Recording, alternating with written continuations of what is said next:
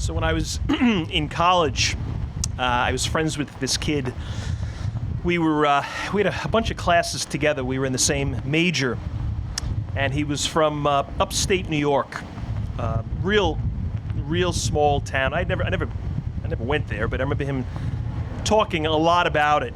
It was kind of in like Western New York, sort of near Buffalo, but absolutely not in Buffalo. This was like a real. He described this sort of middle of nowhere little town that he grew up in. And I remember him talking about pretty much hating it, just finding it very tough growing up in such a small little place. He just described a very kind of boring one-horse town, really. And he knew I lived on Long Island, and not that far from New York City. I told him I could be on, 35 or 40 minutes I could be in the middle of Manhattan from where I lived. And he just thought that was the coolest thing. I grew up in Floral Park. It was hardly Gotham City by any means. But I guess compared to this kid, it sort of was. And I remember we'd be working on these projects. So we were supposed to be working on these, class projects, group work, and he'd be always asking me about what's it like in the city. I remember him asking about Madison Square Garden, asking me if I had ever gone to a concert there, and I had. I think I had been to 2 at that point. So I was describing them, and he asked me about Yankee Stadium, and I said, yeah, I'd been to Yankee Stadium. He was a big music guy. Was asking me about Greenwich Village. Were you ever there? And I was like, yeah, I was there too. Anyway, he would always then kind of compare it to where he was from, which was this seemingly tiny, remote, very quiet, kind of boring little town. But I tell you, the thing he complained most about, which was kind of the most interesting complaint, I thought, he used to talk about the sameness of where he came from. Like, everybody seemed to be the same, according to this kid. Everybody kind of looked and sounded and thought and believed in the same way, the same things. And he really kind of hated that. He just was kind of a free-thinking kid, I guess. And he just couldn't wait to get away from it. And he loved college for that reason, because it got him away from it. And I think he was kind of extreme. I never went to where he lived, so I really don't know, but I think he kind of romanticized city life a bit. But I do think he was on to something with that sameness thing. The criticism of the country, I didn't really buy that. I kind of love the country, and lots of people love the country. But this idea that everywhere you looked, you kind of got the same thing, I think there was something there, or maybe there was something there. And some of you may remember, if you're old enough, there was a priest who was pretty prominent back in the 1960s. His name was Father Daniel Berrigan. He was really most famous for the anti-war movement, anti-Vietnam War movement. And he was a writer, and like I said, kind of an important figure. He's got this quote that I think is pretty interesting. Listen to this. He says, "Unless you somehow have one foot outside of your culture, that culture will swallow you whole." Sort of like if both of your feet are in the place where you were raised and a foot never goes outside of that culture, he said the culture that you were raised in is going to kind of swallow you up. He wasn't saying deny where you're from or deny your culture. Just respect the fact that it's not perfect. Every culture has its limits, doesn't it? Every culture is incomplete. And hopefully we all come from places that we're very proud of and are really great in a thousand ways. But if we're at all honest, there's probably things about where we come from which isn't perfect.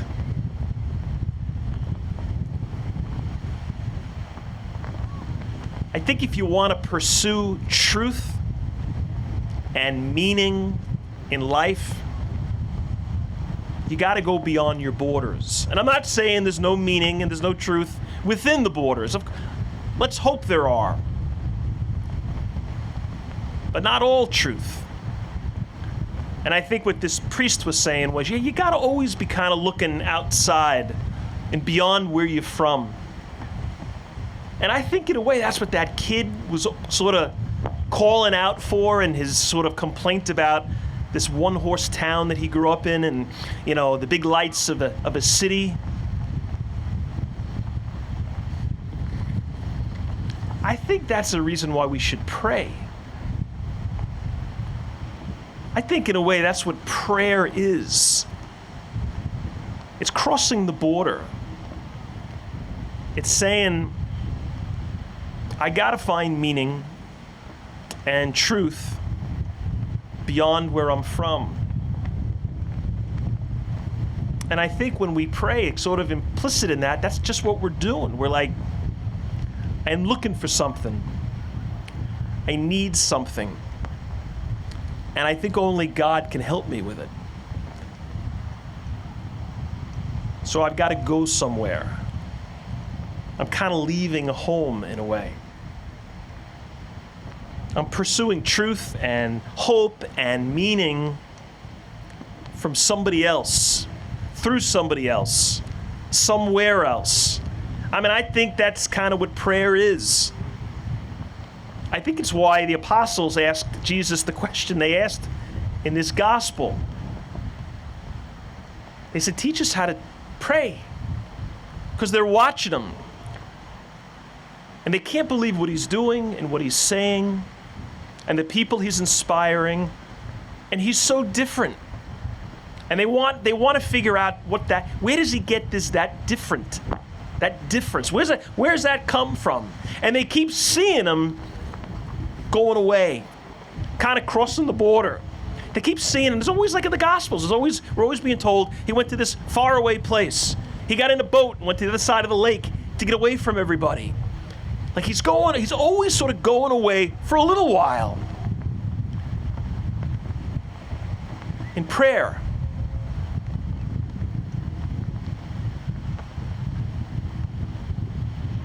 I think prayer is kind of like busting out of your hometown. And again, for the third time, I'm not saying trash the hometown. I'm just saying it's incomplete. And it should be challenged by God's truth. And we should go to it. And when we pray, we do. In 1976, it was actually April of 76, Bruce Springsteen was on tour. The year before, he had just put out Born to Run, which is really his greatest album, I think, most think. So he's on tour now, and he was down in Memphis. He just finished the show. So it was about 11 o'clock. And he rented a car, and he drove to Graceland, where Elvis Presley lived. It was now about midnight. And he sees lights on in this mansion. The gates are all locked. You can't get in. It's obviously closed. So he climbs the gate. And he makes his way up to the house. To the front door, actually. And he gets stopped by security guards. And he's told, first of all, Elvis wasn't there. And, maybe first of all, you shouldn't be here. It's midnight. So they just kind of escorted him off the property. And he never met him. Bruce never met Elvis, because Elvis is dead a year later. But for 27-year-old Springsteen, who at that point, like his whole life was music, Elvis was it. Elvis was sort of like God. And if, rock and roll is like your religion, shouldn't be, but if it is, then Elvis was like the Messiah. I mean, talk to the great musicians, rock and roll musicians. They all point to Elvis. The Beatles, the Stones, Bruce, Bono. They all talk about when they first heard him. It's all pretty much on TV, the Ed Sullivan Show.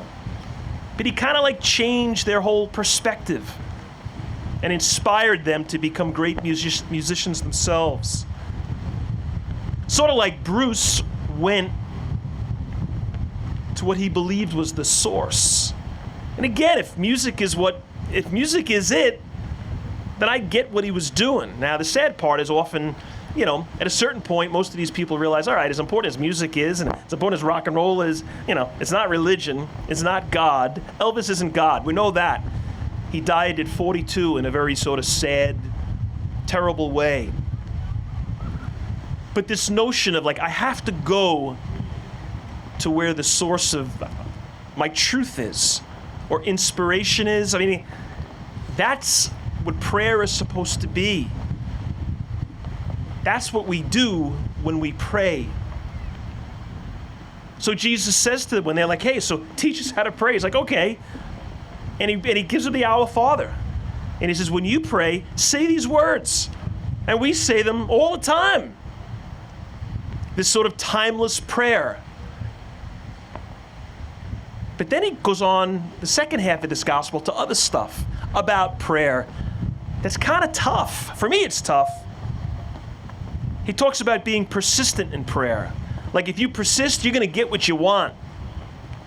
And he gives this sort of interesting little example. A guy's in bed at night, his friend knocks on the door, he's looking for something to eat. The guy's like, no, it's too late. I'm not getting out of bed and getting you bread. And then Jesus says, well, if the guy keeps pounding on the door, eventually the guy upstairs is going to come down and give him the bread. And it's a total metaphor for us and God and prayer and persistence. So if you pound hard enough and long enough on God's door, he's going to answer your prayer. Right? I don't know. I don't know about that. I mean, I've pounded on the door a couple of times for stuff that was really important, and it didn't happen.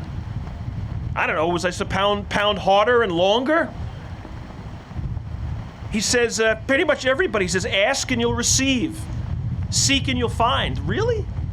Really, Jesus? Like, it's a given? It's a guarantee? If I seek, I'm going to get it? If I ask, I'll receive it in prayer?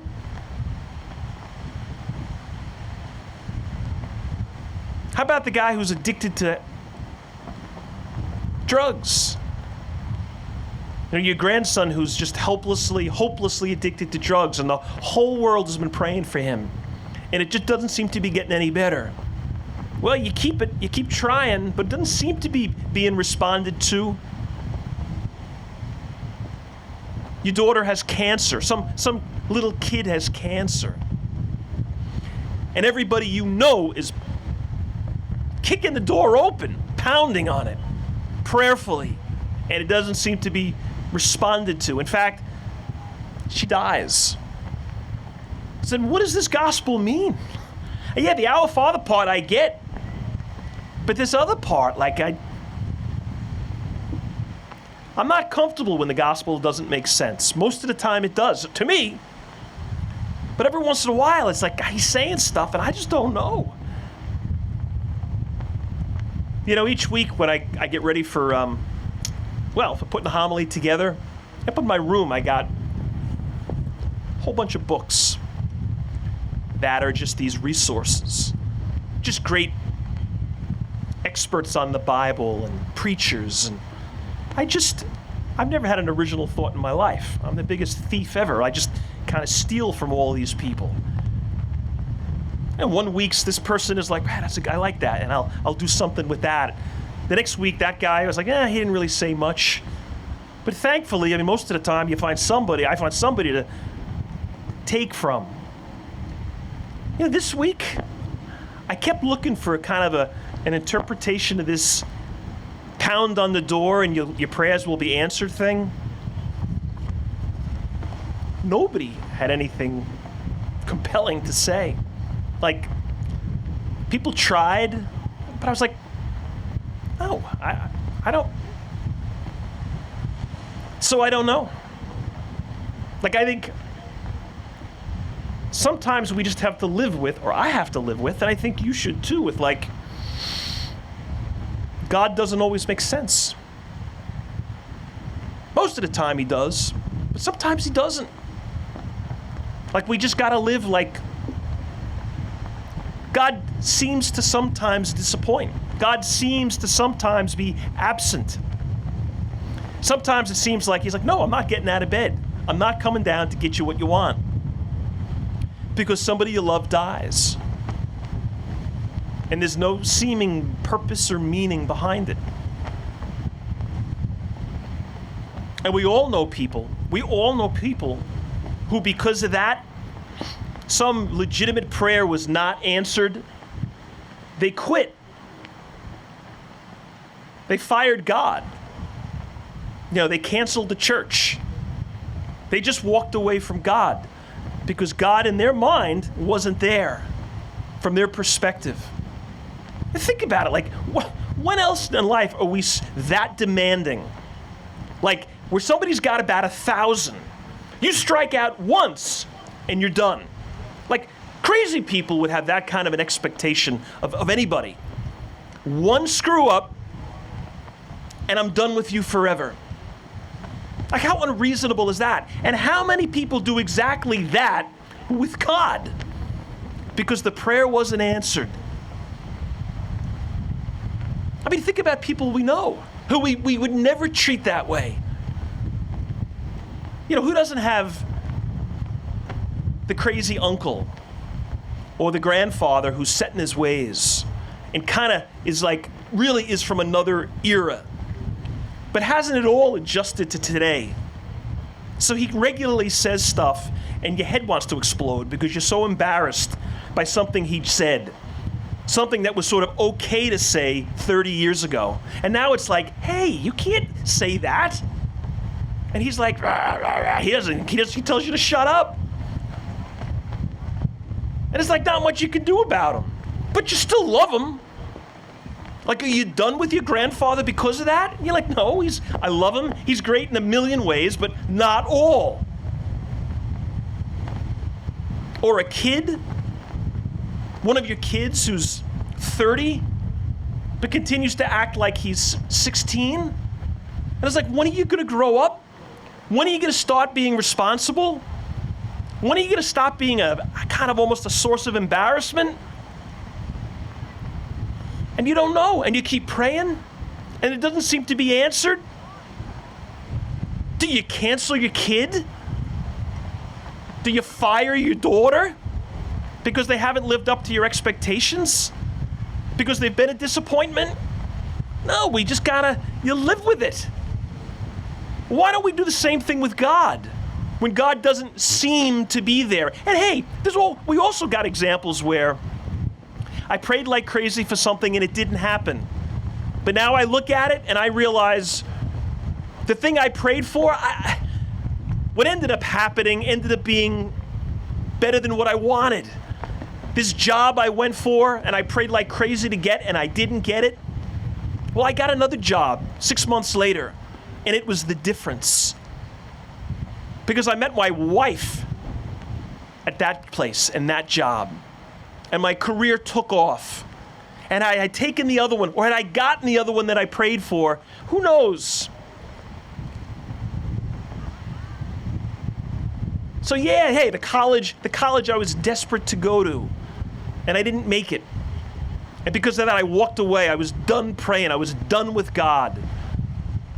And I had to settle for some other school, and I went there, and I made friends that I will have forever. And I never looked back.